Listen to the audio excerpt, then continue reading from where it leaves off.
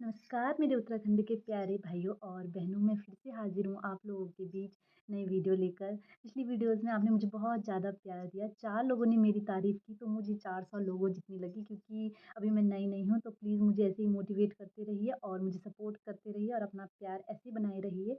तो ज़्यादा बात ना करते हुए तो आज हम शुरू करेंगे उत्तराखंड परीक्षा वाणी बागेश्वर जिला पार्ट 3। तो चलिए शुरू करते हैं आज की वीडियो। तो मैं आपको बहुत ही आसान लैंग्वेज में समझा रही हूँ। परीक्षा वाणी में मतलब बहुत ही आसान लैंग्वेज में दिया है, बट मैं उसका जो है पॉइंट टू पॉइंट बता रही हूँ, ताकि जो नए बच्चे हैं उनके लिए भी समझने में आसान रहे, क्योंकि जब मैं नई थी तो मुझे समझ में नहीं आता था। तो अब तो मैं 9वाँ चाहती हूँ पॉइंट नए यह बच्चे। है मानसखंड। मानसखंड कुमाऊँ मंडल के अंदर जितने भी ज़िले आते हैं सब मानसखंड में वर्णित हैं। मानसखंड में सरयू को गंगा के समान, गोमती को यमुना के समान, नीलगिरी को विंध्याचल के परवा समान और पीपल को अक्षय वट के समान बताया गया है। अक्षय वट जो यहाँ स्थित है बागेश्वर में। और सरयू को गंगा के समान क्यों बताया गया है? सरयू जो है कुमाऊँ मंडल की सबसे ज़्यादा पवित्र नदी मानी जाती है और गंगा नदी उत्तराखंड की सबसे पवित्र नदी माधव कहा गया है। माधव आपको पता ही होगा, विष्णु का दूसरा नाम माधव है और दोनों नदियों के संगम को तीर्थराज प्रयाग कहा गया है। वागीश को विश्वेश्वर कहा गया है और इस नगरी को दूसरा वाराणसी कहा गया है। ये तो आपको दिमाग में छप गया होगा कि हमारा दूसरा वाराणसी कौन है?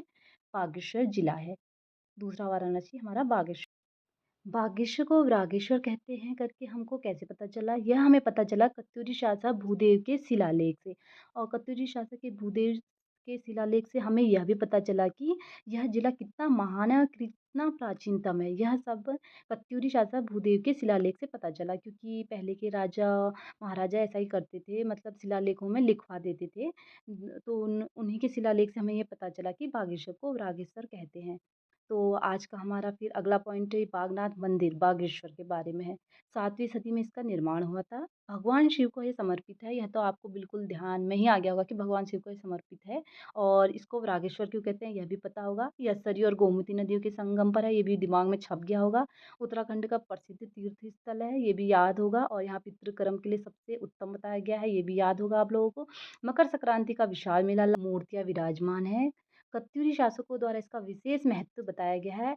और ये भी अभी पिछले पॉइंट में आपको बताया था कि कत्यूरी शासक भूदेव ने इसके बारे में भूदेव ने शिलालेख में जो है लिखवाया था कि यह मंदिर कितना प्राचीन और महान है करके। तो ये ज़रूरी इम्पोर्टेंट पॉइंट थे। आज की वीडियो थोड़ी लॉन्ग बन गई, इसलिए सॉरी। तो ऐसे ही पढ़ते रहिए और अपना नाम रोशन करिए और पढ़ते रहिए, बस यही कहना चाहेंगे। ठीक है, bye bye guys. Thank you so much.